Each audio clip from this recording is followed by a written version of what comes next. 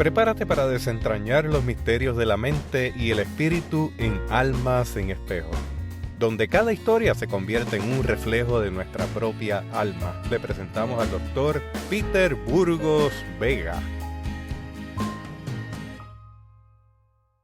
Cuando estamos creciendo en esta virtud llamada la caridad o el amor, vas a descubrir que uno de los instrumentos o instrumentalidades que el Espíritu Santo utiliza para liberar ese amor que ya ha sido derramado en nosotros es el momento adverso.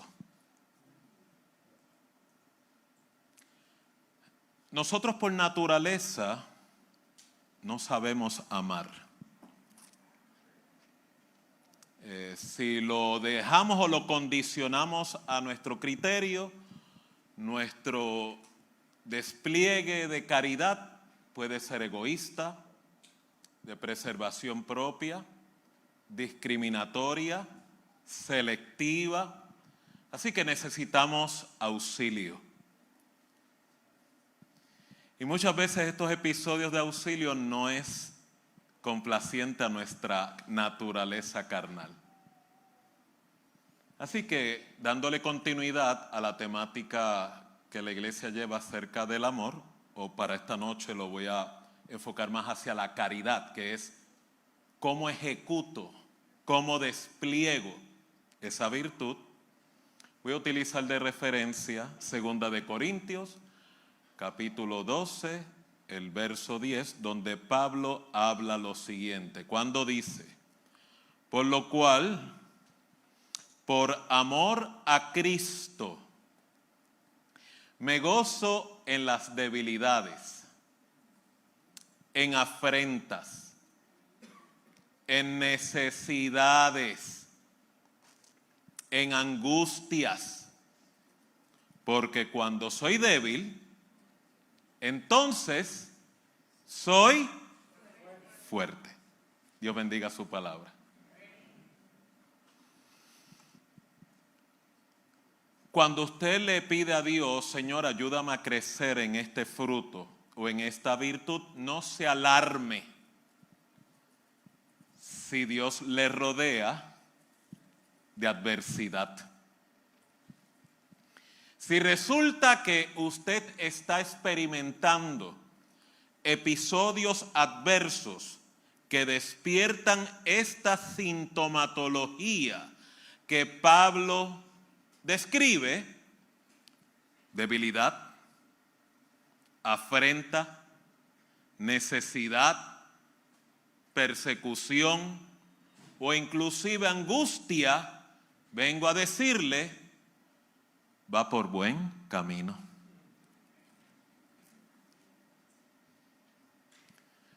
Lo angustiante para todos nosotros es que nadie en su estado natural tiene la virtud o la capacidad de manera voluntaria, enfrentando estos episodios, poder desplegar gozo en dichos episodios. Y es por eso que usted ve que cada vez que Cristo en su cátedra educaba, ilustraba acerca del amor, sus conferencias o intervenciones más magistrales eran en episodios, parábolas, enseñanzas donde involucraba adversidad. Ejemplo, el buen samaritano. Se le acerca un fariseo acerca de el cuestionamiento del mandamiento principal, acerca de la ley. En el diálogo llegan por lo menos Cristo y este sacerdote al mutuo acuerdo de que amar a Dios y a su prójimo es el mandamiento principal. Pero el mismo relato declara que el fariseo hizo esta pregunta para justificarse. La pregunta fue: ¿y quién es mi prójimo? Esto es bien importante que usted lo medite, porque eso significa que la intención de la pregunta era para que él tuviera licencia de ser selectivo a quien le iba a desplegar caridad. Hasta aquí, ¿van entendiendo la introducción? Y mire cómo Cristo le contesta magistralmente. Hay un judío, bueno, no se dice que es judío, pero hay un hombre que desciende de Judea a Samaria, a Jericó, perdón. Y en el camino es interceptado por unos ladrones, unos asaltantes, le roban todo y lo dejan medio muerto. Y mire quiénes son los transeúntes que pasaron por al lado de él. Dice que pasó un sacerdote, lo miró de largo y siguió caminando. Alguien que guarda la ley, proclama la ley, despliega la ley, se jacta del mandamiento, pero en ausencia de caridad.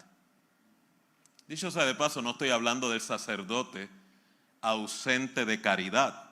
Estoy hablando de que usted y yo estamos ausentes de caridad.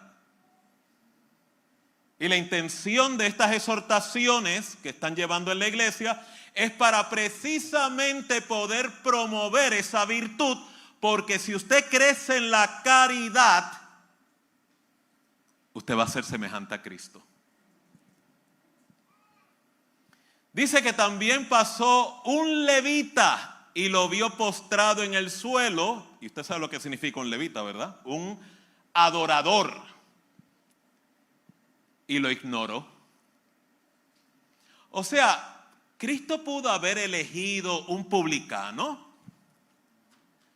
Pudo haber elegido un transeúnte o tal vez un centurión. ¿Por qué entre todos los candidatos para esta enseñanza elige dos individuos que son los más cercanos, en teoría, a la presencia de Dios? Porque yo puedo estar cerca de la presencia de Dios, pero si no ministro caridad, soy címbalo que retiñe. La tercera persona que pasa y es testigo de este hombre que está postrado en el camino, resulta que era su mayor adversario a nivel nacional. Era el perfecto ejemplo de racismo en aquella época. Un samaritano. Y por eso la parábola se llama la parábola del buen samaritano, porque para el samaritano poder ser buen samaritano se tuvo que desnudar de sus prejuicios, se tuvo que desvestir de sus inclinaciones de rechazo, tuvo que renunciar a su odio personal a este individuo. Y como dijo Cristo, cuando lo vio, en vez de ser movido, qué bueno que te pase, dice la Biblia, fue movido a misericordia. Diga conmigo misericordia. El amor genuino, la caridad del Espíritu, siempre la inclinación primaria, no secundaria, es misericordia, es compasión, es templanza, es benevolencia, lo que usted y yo conocemos como el fruto del Espíritu. El reto de todos nosotros es que para yo poder ministrar el fruto del Espíritu, a diferencia del don espiritual, el don espiritual es podemos llamarlo un accesorio que Dios te delega para poder edificar la casa, poder edificar la hermandad. En otras palabras, poder suplir lo que le falta al otro. Pero el fruto es para suplir lo que me falta a mí. Hasta aquí, ¿van entendiendo la línea de pensamiento o ya se quieren ir? Vuelvo y lo oriento. El don del Espíritu, y todos aquí tienen que anhelar los mejores dones. Todos aquí, en su tiempo de comunión, en su visita a la congregación, tienen que rogarle a Dios: dame el bautismo del Espíritu Santo, dame los mejores dones, dame el don de sanidad, dame el don de milagro, dame el don de fe, dame el don de ciencia. ¿Por qué? Porque mientras más apertura le damos al Espíritu en nuestras vidas, mejor podemos edificar las vidas ajenas. Pero el fruto que es para edificar lo que a mí me falta, solamente y únicamente ocurre como consecuencia de tu rendición. Diga conmigo: rendición. Rendición significa vivir para Cristo. Y vivir para Cristo significa muerte. Es lo más aproximado a la muerte física sin morirte. Por eso el Espíritu Santo, cuando está construyendo esta virtud y está expandiéndote en esta virtud, te introduce a lo que la Biblia llama la regla de oro. Si tú y yo no logramos superar ese cuisecito sin avisar, llamada la regla de oro, en todo lo demás voy a encontrar tropiezo. Por eso la regla de oro es el acercamiento que el Espíritu Santo utiliza para que el amor de Dios, que ya ha sido derramado en nosotros, no es que Dios lo va a derramar, es que ya está en ti. Lo que Dios está buscando es liberar esa capacidad, liberar esa virtud. O sea, en otras palabras, que el vaso, la vasija, se quiebre para que el perfume de alabastro ministre. Entonces mire qué fenomenal es el Dios que usted y yo le servimos. Cuando dice: al que te maldice, bendícele. Ahí ya la mitad de la congregación se escocotó, incluyéndome a mí. Al que te ultraja, ora por él. La próxima que voy a mencionar no le va a gustar. Al que toma de ti prestado, no pida que te lo devuelva.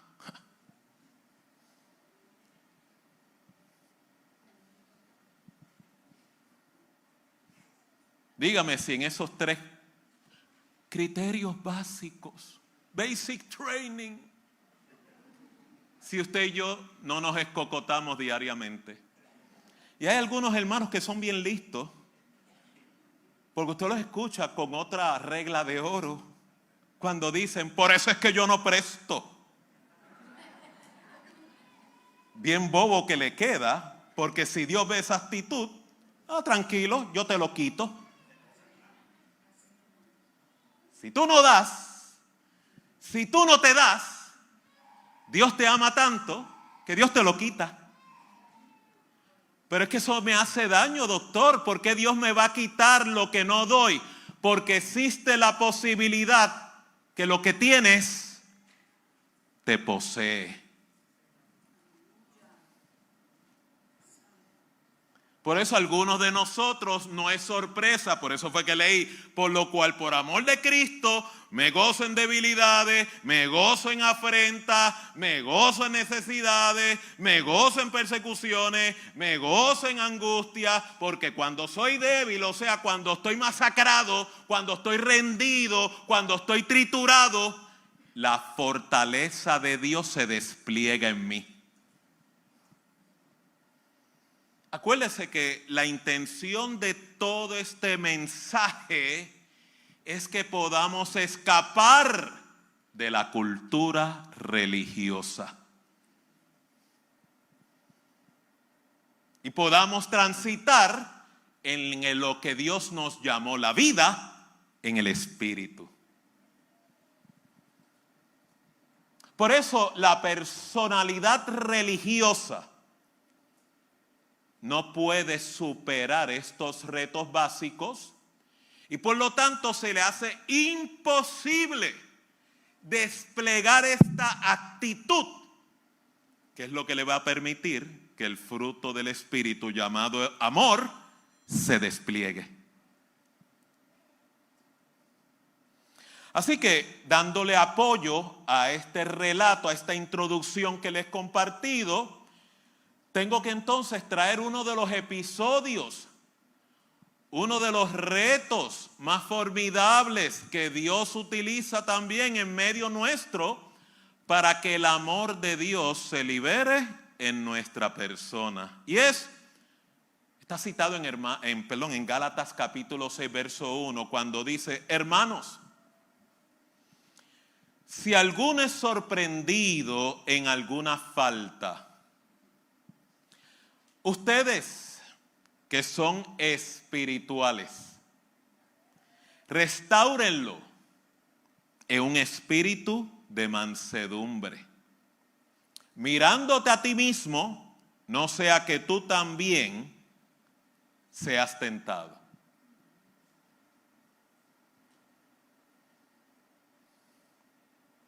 Si alguno es sorprendido en falta. Usted sabe que en la cultura eclesiástica, cuando alguien es sorprendido en falta, esta es la menor actitud que la mayoría de las personas despliegan. Usted ve cómo los Facebook de los hermanos se convierten en lo que eran los peñones y las piedras de los fariseos. En la época de Cristo, si hubiera Facebook, las piedras y los peñones de los fariseos serían reels, serían comentarios, serían live. En otras palabras, los individuos buscando prominencia en el dolor ajeno.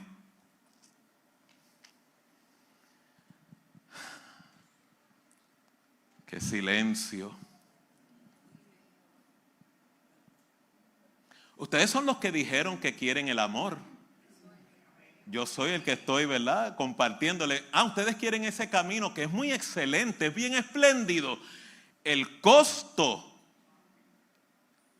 no es religión, es rendición. Dale un aplauso a Cristo.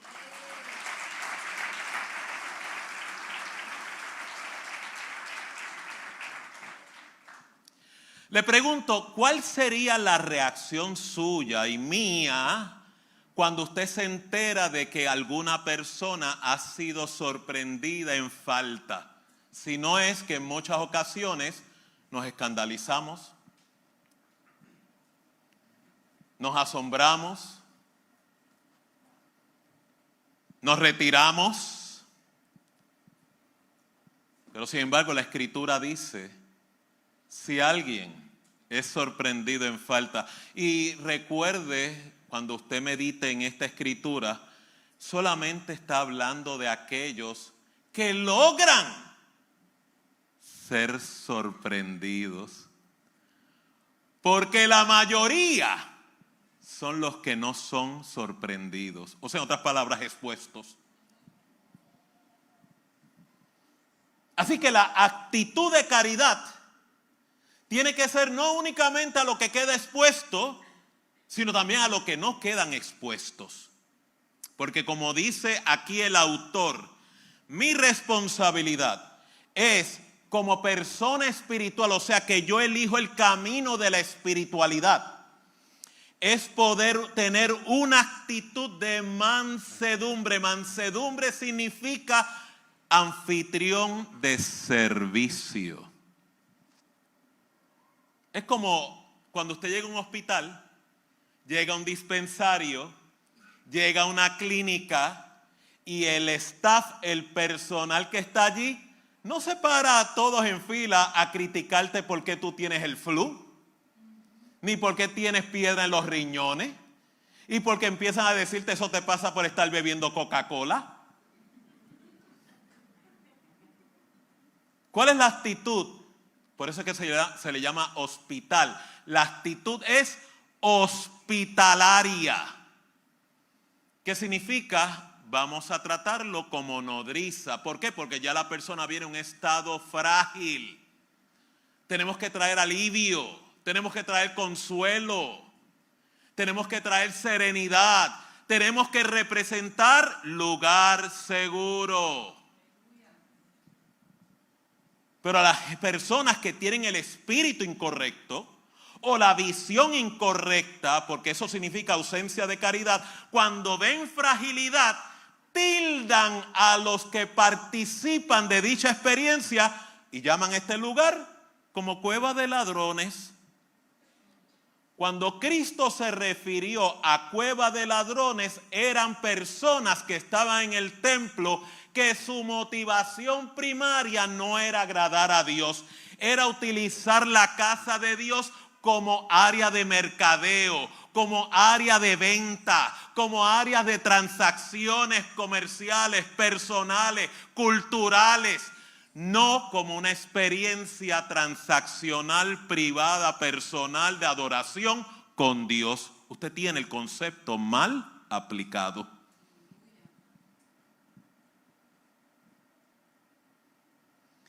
Si usted y yo resultáramos ser de las personas que criticamos, que señalamos, que inclusive nos gozamos del dolor ajeno, le estoy concientizando, usted está en el espíritu incorrecto. La motivación no está alineada con Dios. Si yo veo a mi hermano sorprendido en falta, yo tengo que adiestrarme. Diga el verbo adiestrarme. Tengo que practicar. Tengo que ejercitarme. ¿En qué? En respuesta de caridad. Así que no es sorpresa que cuando usted está creciendo en esta virtud, el Espíritu Santo te obligue ante la fragilidad ajena desplegar una actitud de empatía. Y usted dirá, pero doctor, no me nace. Es que estamos liberando el amor de Dios en tu naturaleza. Porque no es parte de nuestra naturaleza.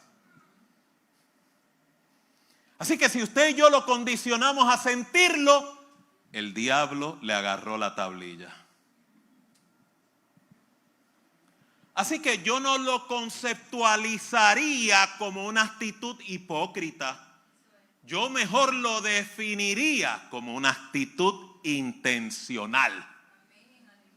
¿Y cuál es la finalidad de la intención? Agradar a Dios, honrar a Dios, obedecer a Dios, posicionar a Dios primero en mi corazón. ¿Cómo? A través de mis actitudes, a través de mi elección, a través de mis decisiones. Porque esto es lo que me permite crecer a la estatura del varón perfecto.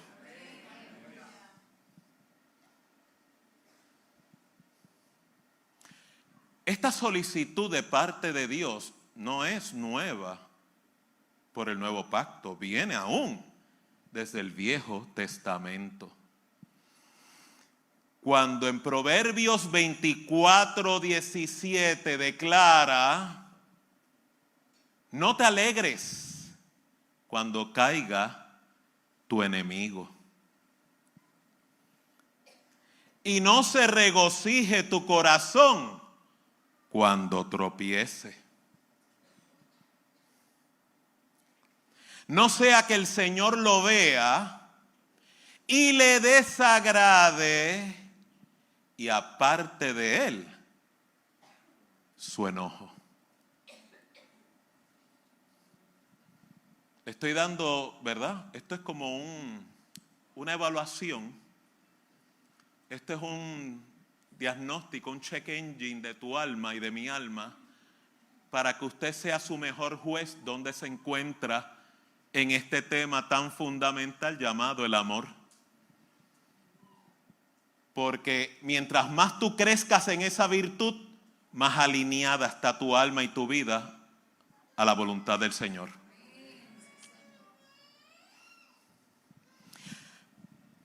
Repasando esta escritura de Gálatas 6:1, busqué una versión más del lenguaje de pueblo. La versión de la palabra de Dios para todos. Mire qué interesante el verbo que utiliza la explicación. Cuando dice, escuchen bien, hermanos, es posible que alguno de ustedes caiga en la trampa del pecado. Ustedes que son guiados por el Espíritu, acérquense a Él y ayúdenle a corregir su error. No es masacrarlo en su error. No es denunciarlo y exponerlo y humillarlo en su error. Pero ojo, háganlo con humildad. Diga conmigo humildad. Pues ustedes también pueden caer en la misma tentación. O sea, en otras palabras, el yo darme la oportunidad de desplegar la actitud empática, la actitud compasiva, no solamente me da el privilegio de poder ser de auxilio a mi hermano en tropiezo, sino también me sirve de espejo. Lo mismo me puede ocurrir a mí. Y si yo tengo la oportunidad de visualizar e internalizar esa realidad que para muchos es amenazante, debe producir dentro de mí otro fruto derivado del amor, llamado humildad.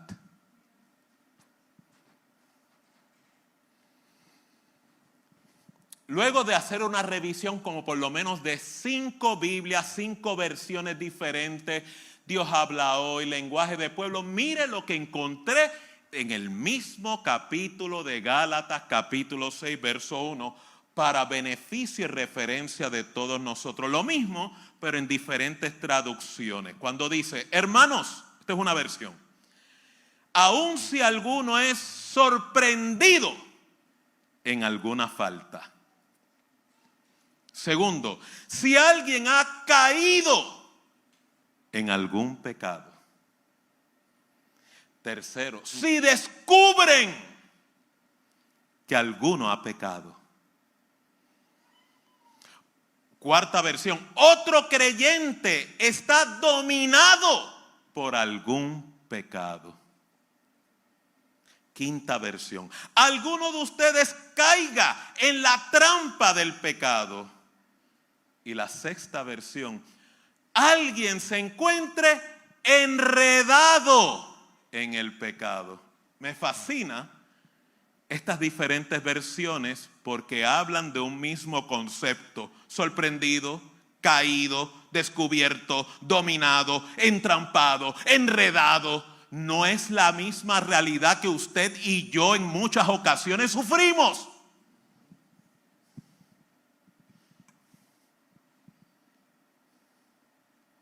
La actitud de despliegue tiene que ser la misma, de mansedumbre y de humildad. Porque si mi actitud es de juzgar, o soy punitivo, o crítico, o murmurador, esa persona, y voy a hacer un paréntesis, tal vez usted puede batallar con eso en su alma, como yo he batallado. Pero si esa batalla interna usted la llega a verbalizar, la hace verbo, te hace culpable.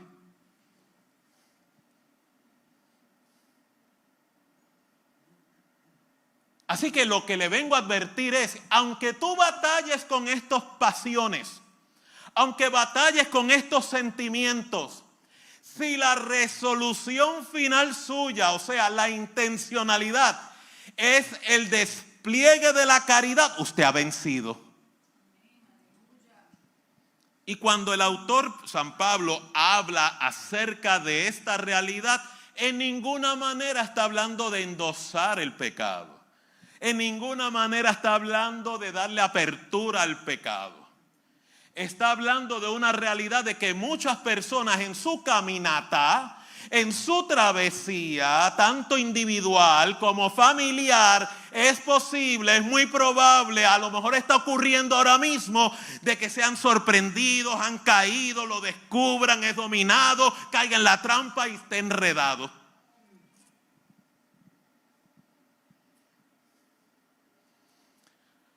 No voy a hablar del pecado de nadie de aquí, voy a hablar del de Pedro, que es el que públicamente está expuesto en la palabra. No ha habido mayor escándalo en el Evangelio que la escocotá de Pedro. ¿Usted quiere un escándalo? ¿Usted quiere un evento que amerite ser publicado en Bochinche News? Fue la caída de Pedro.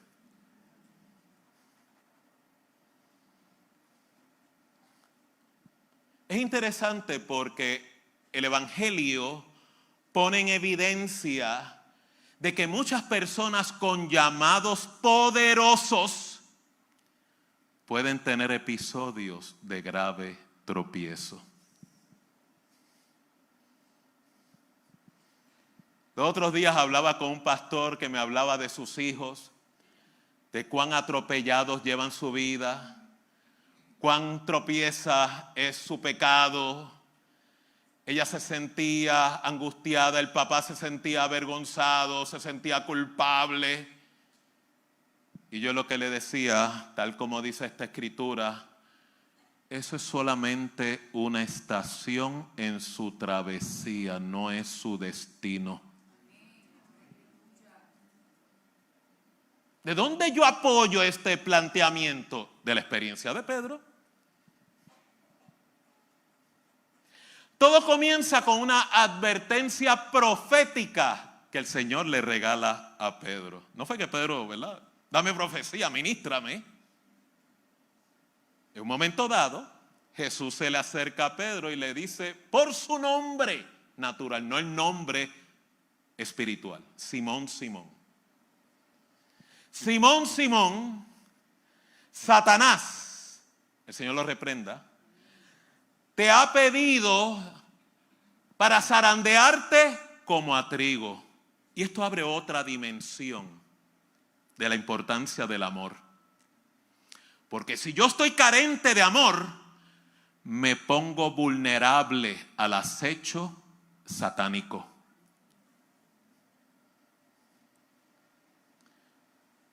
Un elemento bien importante en la batalla espiritual que involucra el desarrollo de la caridad es, y queda revelado en la experiencia de Pedro, es que Satanás no puede tocarte si Dios no le da permiso meritorio. En otras palabras, legal.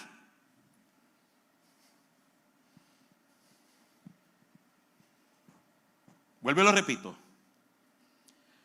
Satanás no puede tocarte, y esto es una verdad que hay que hablar y concientizar, porque las iglesias del día de hoy están perdiendo conciencia de la realidad de la batalla espiritual, están muy naturales, están muy enfocados en el conocimiento, están muy enfocados en las letras, se están apartando de la realidad de la vida espiritual y Satanás está ganando ventaja.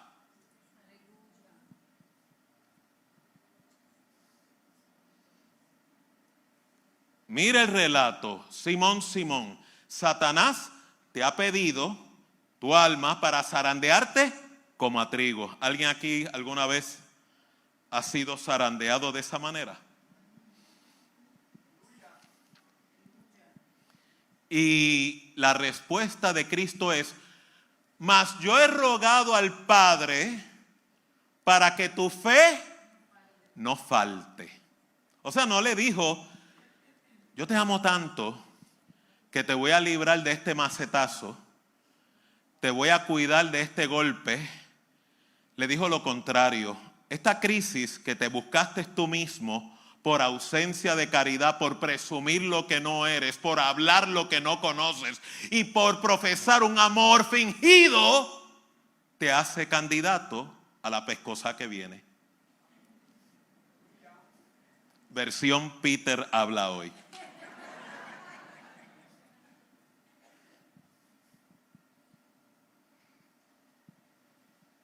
En esa misma transacción le está dando la palabra profética, y ahí mismo en esa misma transacción vuelve a salir el amor presumido. Dígalo conmigo: amor presumido. La Biblia lo llama amor fingido, amor falso, una máscara. Usted sabe que la única gente que recluta diseñadores y consultores de imagen son aquellos que promueven las máscaras. Ese era Pedro. Señor, contigo estoy dispuesto a ir hasta la muerte. Ahí la profecía se cumplió. Él hablaba de un amor que no era intencional. La crisis que se avecinaba a su vida lo iba a llevar a una travesía. Diga conmigo: travesía. Una travesía tal vez similar a la del hijo pródigo. Usted sabe la travesía del hijo pródigo, ¿verdad? Que entró en razonamiento, pero en realidad lo que quiere decir es él conectó con quien realmente él era. Pudiendo él conectar con quien él era a través de la palabra ilustrada, tuvo que aprender a conectar con su fragilidad, conectar con su debilidad, conectar con sus limitaciones, allá en la porqueriza de cerdos, con hambre, sin vestimenta, sin dinero y apartado de la ciudad.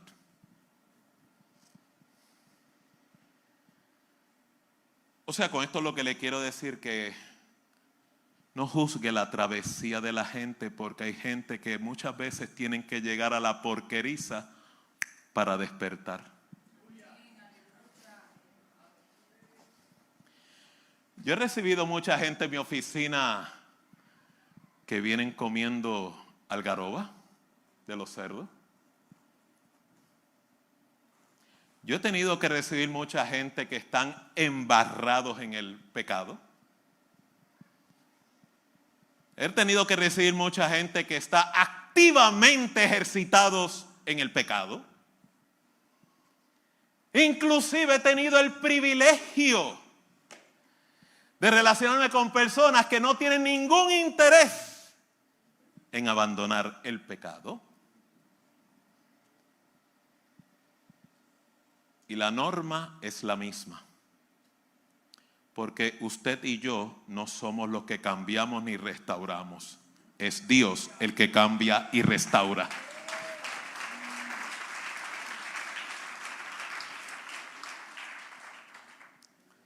Es esa pelea que siempre la gente tiene conmigo. Pero si va al psicólogo, ¿y por qué no cambia? ¿Le está robando los chavos? ¿Es una pérdida de tiempo? Bueno, yo puedo ayudar si la persona tiene voluntad de ser ayudada. Ustedes aquí le ha pasado. Yo he sido testigo de cómo esta casa ha ayudado, socorrido gente.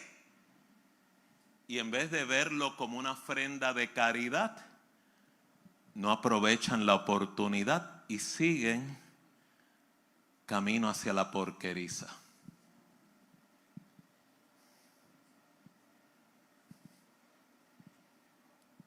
Entonces, ¿qué es lo que le quiero concientizar? Dios va a utilizar nuestra actitud para evidenciar dónde me encuentro en la caridad. ¿Cómo? Dios exponiendo la fragilidad de tu prójimo. Ahí es donde usted mejor se da cuenta dónde está espiritualmente caminando. Si no hay una inclinación a la compasión, a la misericordia, y yo ser compasivo y misericordioso, no significa que soy cómplice de la conducta destructiva de la persona. Lo que estoy diciendo es que las acciones y conductas destructivas de la persona no desvaloran su dignidad humana.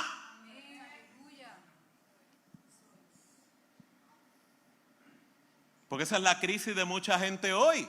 Experimentan pérdida, experimentan fracaso, el episodio, y del episodio Satanás viene y los engaña y se bautizan. Yo soy un fracaso.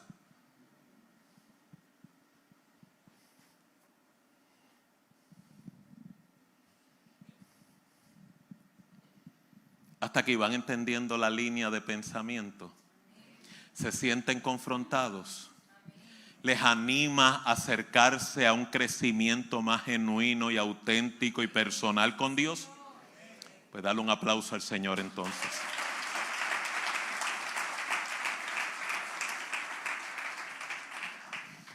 ¿Por qué la mansedumbre, que es un derivado del amor, es importante en poder restaurar a otros? Recuerde que la restauración, que es el producto final, diga conmigo, producto final.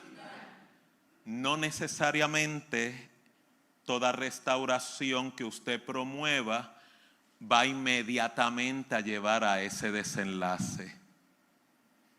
Hay gente que necesita ser restaurados con espíritu de mansedumbre para que empiecen a erguirse. Otros para que empiecen a caminar. Otros para que vuelvan a recibir la vista. Hasta que eventualmente son restaurados. Recuerde que esta administración de Dios es estrictamente para aquellas personas que son sorprendidas en tropiezo y despliegan la apertura al arrepentimiento. Aquellos que no despliegan el arrepentimiento, usted no le priva de esta consideración, pero usted también tiene que darle espacio a que asuman responsabilidad.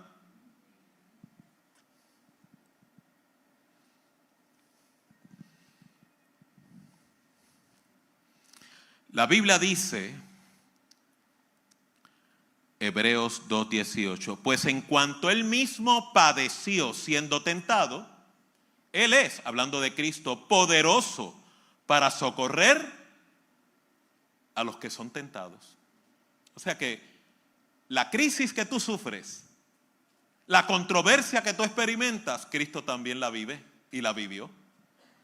O sea que Él no está ausente de esas aflicciones.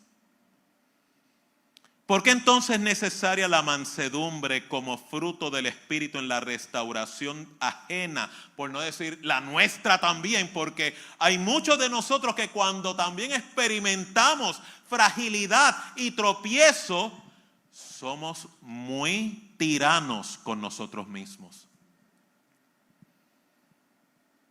Hay gente que cuando se encuentra en tropiezo, espiritualmente es como si tomaran un látigo y empiezan a flagelarse. A veces me confunde con los católicos en Semana Santa. Porque tú no estás llamado a flagelarte como expiación. Tú estás llamado a lavarte en la sangre expiatoria. Son dos transacciones muy diferentes.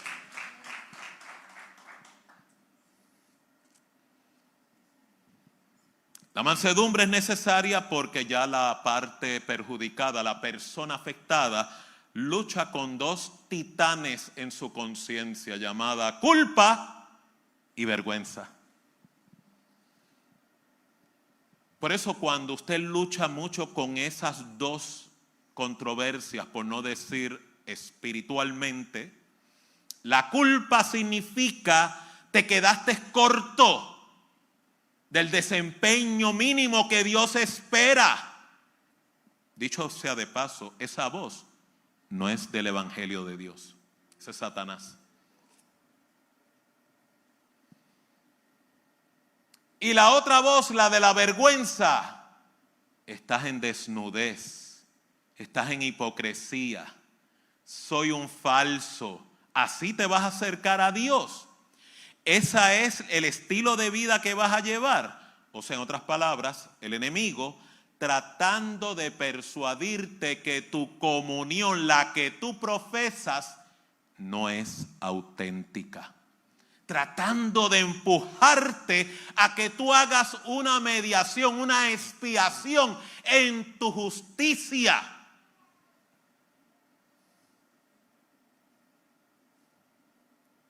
Pero yo le tengo un verso bien caliente para usted si usted lucha con eso. Mire lo que dice la palabra en Hebreos 4, 15, 16. Cuando dice, porque no tenemos un sumo sacerdote que no pueda compadecerse de nuestras, más duro, de nuestras. Quiero dejar esto bien claro en esta noche antes de cerrar. La actitud inmediata de Dios hacia nuestras debilidades, nuestras controversias, nuestras carnalidades es de compasión. No es de escándalo. Es de misericordia, no de señalamiento. Es de convicción, no de culpabilidad. Aprenda a discernir los espíritus transaccionales cuando camine en esos episodios. La culpa es la dimensión de Satanás. La convicción para cambio es la del Espíritu Santo. Cuidado quién le está dando testimonio a su espíritu. Cuidado a la voz que estás escuchando.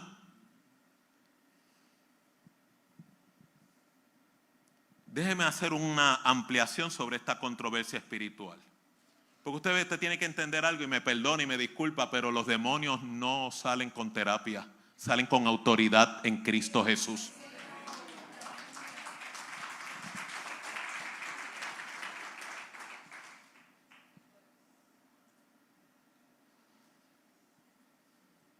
La obra del Espíritu Santo para ayudarnos a crecer en pureza, en santidad, en rectitud es convicción para arrepentimiento, lo que la Biblia llama un espíritu contristo.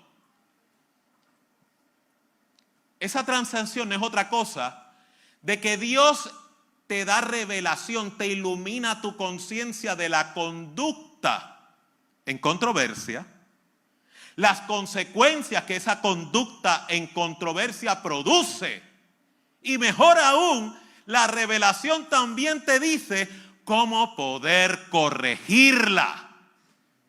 Así habla el Espíritu Santo.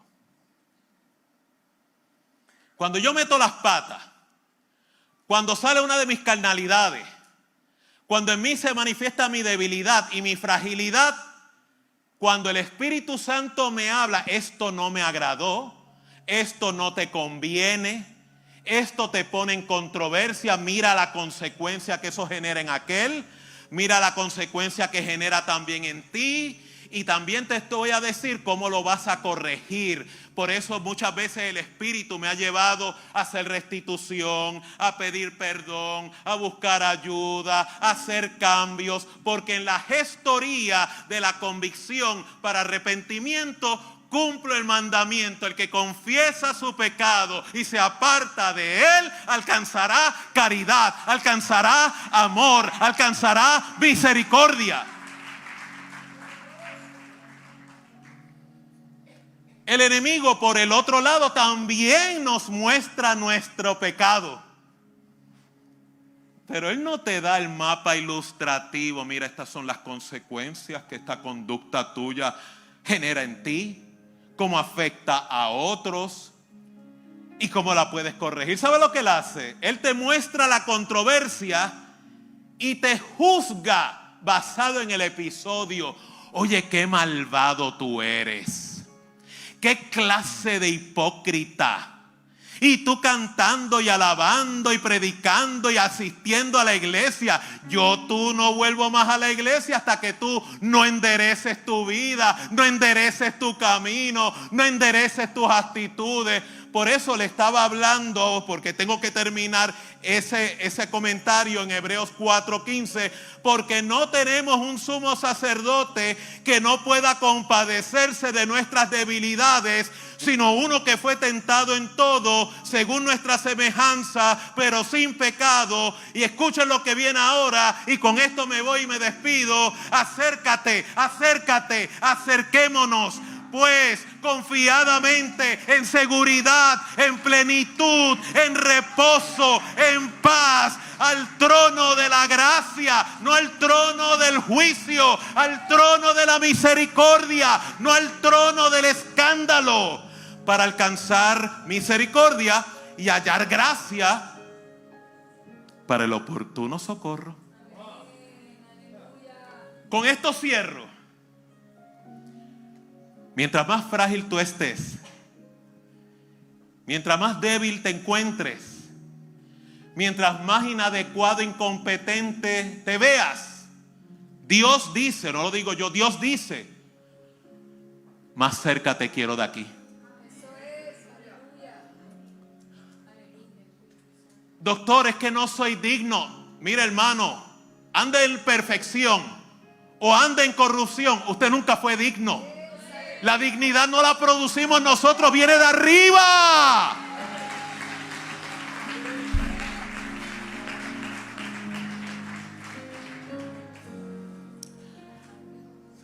Y usted dirá, doctor, ¿cómo me libero? ¿Cómo me libero? La escritura es clara. Dice que la actitud de Dios a nuestra fragilidad, no hay mayor despliegue de amor, es compasión hacia nuestras debilidades.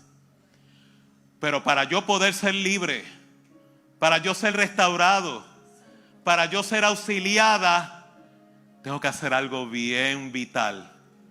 Acércate al altar, al trono de la gracia, donde hallarás misericordia oportuna, socorro oportuno. O sea, en otras palabras, el diablo quiere convencerte de que Dios está enchismado contigo, molesto contigo, defraudado de ti, y está con la correa esperándote aquí en la iglesia, en el altar. Y si no vienes, sale para la calle a buscarte, a mandarte problemas, a mandarte juicio. Ese no es el Dios de la Biblia. Ese es el diablo que te está engañando bajo la ley de la carne, la ley del pecado. El Dios que yo te predico, que es la ley del Espíritu, ha hecho provisión.